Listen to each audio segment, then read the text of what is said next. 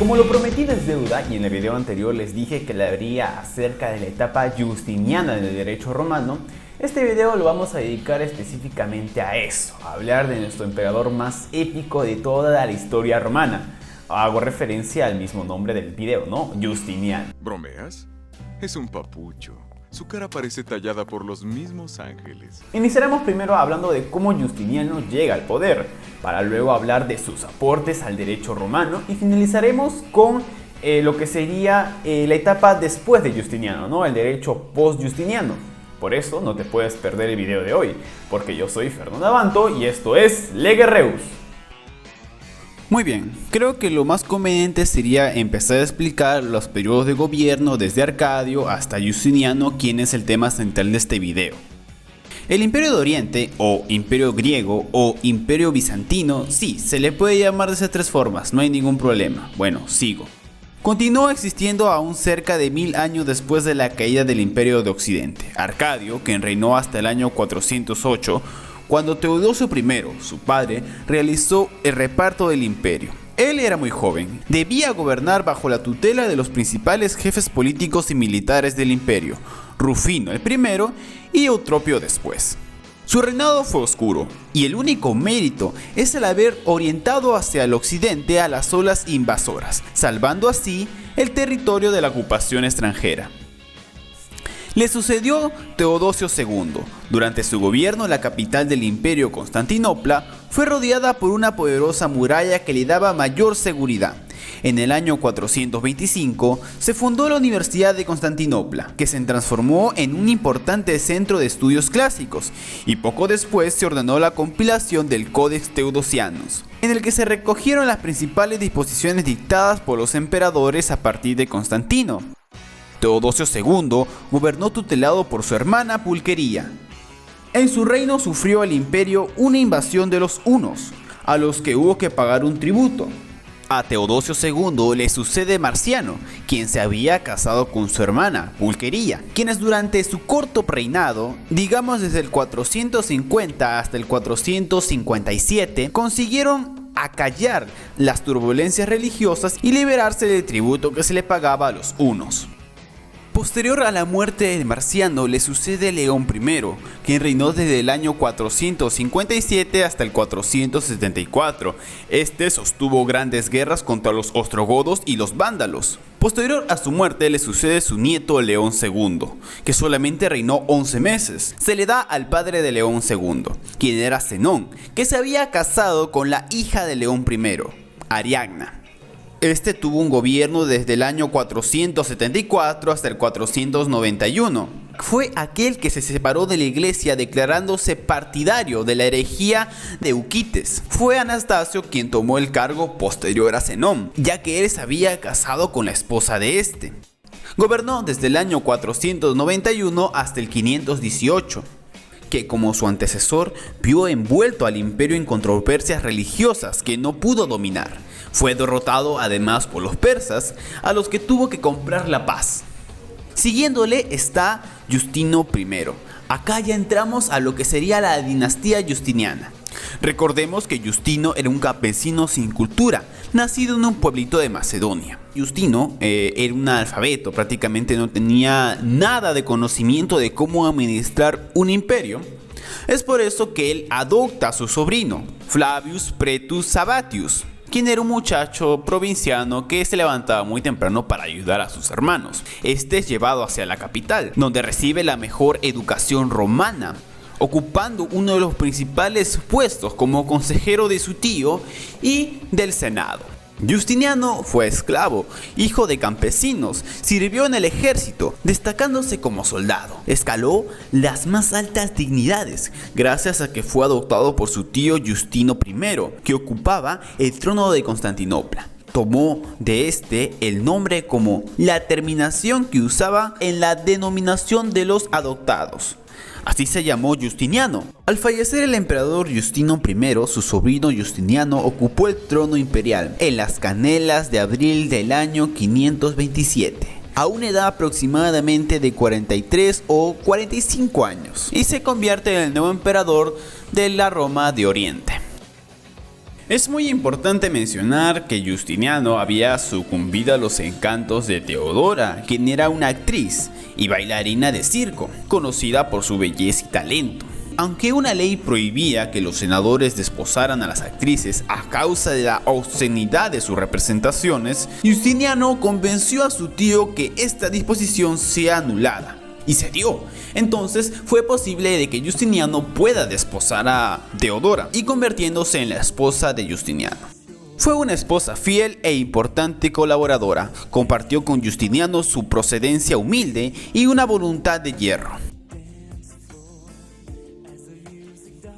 Sin ninguna duda, el mérito más grande de Justiniano se centra en su política legislativa y en concreto a la labor de compilación del derecho romano, que mandó a llevar a cabo desde el momento que subió al trono en el año 427, poniendo a contribución los muchos millares de volúmenes en que se concentrarían las leyes y las obras de los jurisconsultos de los 10 últimos siglos. Intentó infundir aquella infinita variedad de leyes y opiniones legales, con algunos elementos nuevos en una extensa compilación, a la vez que realizó una labor creativa, no solo en el sentido de que las normas jurídicas anteriores a las necesarias de la época, sino a la serie de disposiciones dictadas durante su reinado. Su gran labor legislativa la realizó contando con uno de los hombres más cultos de su tiempo, Tribunario, a cuyos dotes de jurista agregaba la de ser un gran bibliófago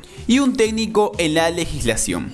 Bajo la dirección personal de Justiniano y el control directivo de Tribuniano, diversas comisiones legislativas integradas principalmente por doctos profesores de las escuelas orientales del derecho en la época de Berito y de Constantinopla dieron término en menos de 7 años la importante labor de realizar una compilación general del ius y de las leyes. Con la muerte de Justiniano en el año 565 termina lo que se le conoce como la primera vida del derecho romano. Vale decir que la etapa de la creación iniciaba con la fundación de la ciudad de Roma en el año 753 a.C. Al conjunto de la labor jurídica de Justiniano se le conoce con el nombre de Corpus Juris Civilis, que se traduce como cuerpo del derecho civil. La compilación de Justiniano comprende 4 obras distintas, que son el Código, el Digesto, las Instituciones y las Novelas. El Código. En el año 528 se nombra una comisión para reunir a los códigos gregorianos, hemogenianos y teodosianos en una sola obra. Esta obra se publicó al siguiente año y se le conoce con el nombre de Código Justiniano. El código estaba dividido en 12 libros, el primero de los cuales trataba del derecho eclesiástico, de las fuentes del derecho y de los oficios de los funcionarios imperiales.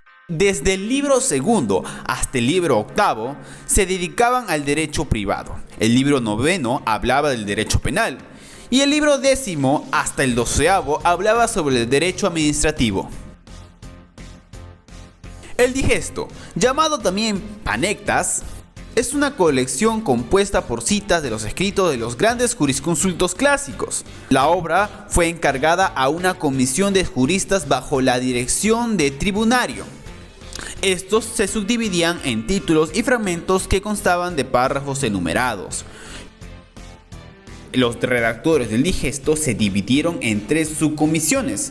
La primera se encargó de revisar todo lo referente al derecho civil y al integrarlo se le conoce con el nombre de Fondo Saviano, que está conformado básicamente por las obras savianas y sus seguidores. La segunda comisión, que se encargó de revisar las obras relacionadas con el derecho honorario, conteniendo en los edictos de los magistrados e integró el fondo editorial.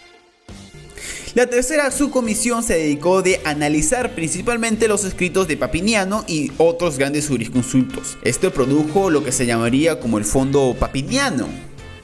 Las subcomisiones tuvieron plenos poderes para corregir y modificar los textos estudiados por las diversas comisiones, así como la facultad de adaptar las obras clásicas a las necesidades del derecho vigente. Cuando hablamos de instituciones, tenemos que recordar que Justiniano ordenó redactar una obra elemental dirigida a la enseñanza del derecho, es decir, prácticamente un libro de texto cuyo preámbulo, el emperador dice el siguiente consejo: esta obra va dirigida a la juventud que desea estudiar leyes. Las instituciones, al igual que el digesto, se publicaron en el año 533. La cita de la obra de Justiniano está dividida en 4 libros, y estos a su vez en títulos, que indican la materia que trataba y se subdividen en párrafos numerados. El primer libro trataba de las personas, el segundo, el tercero y parte del cuarto hablaban sobre las cosas, mientras que parte del último libro hablaba específicamente de las acciones. La última obra que comprendía el Corpus Juris Civilis eran las novelas. Después de la publicación definitiva del código en el año 534, las constituciones imperiales que se fueron publicando conformaban una obra determinada novelas. Estas constituciones imperiales son bastante numerosas, sobre todo hasta el año 545, fecha en la que muere Tribunario. Hay que aclarar que cada novela se inicia con un prefacio, donde se indicaban los motivos del texto, que estaba dividido en capítulos y finalizaba con un epílogo que reglamentaba su aplicación. ¿Qué pasó entonces con el derecho romano después de la muerte de Justiniano? La legislación justiniana siguió rigiendo oficialmente en todo el Imperio de Oriente hasta su caída en poder de los turcos en el año 1453. Sin embargo, toda la obra justiniana fue objeto de comentarios y diversas traducciones al griego, puesto que en esta época el Imperio de Oriente o Imperio Bizantino era más greco-oriental que romano, al punto que el idioma oficial ya no era el latín, sino el griego. En el siglo VIII se vuelve a iniciar las compilaciones oficiales.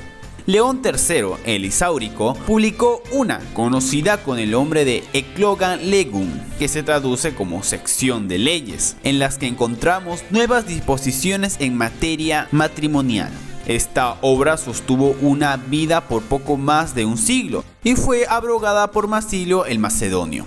En la Italia reconquistada por Justiniano tuvo vigencia su compilación, aunque el denominado bizantino no fue muy prolongado. El código, las instituciones y las novelas fueron estudiándose. Con el digesto no ocurrió la misma suerte y prácticamente cayó en el olvido. No es sino hasta mucho más tiempo después que se vuelve a estudiar, cuando se descubre en Italia un manuscrito de esta obra. De esta manera da comienzo a lo que se le conoce como la segunda vida del derecho romano, que comprende el redescubrimiento y resección del derecho justiniano en la Europa continental. Si te gustó el video, no te olvides darme un fuerte like, una compartida y si no estás suscrito, suscríbete.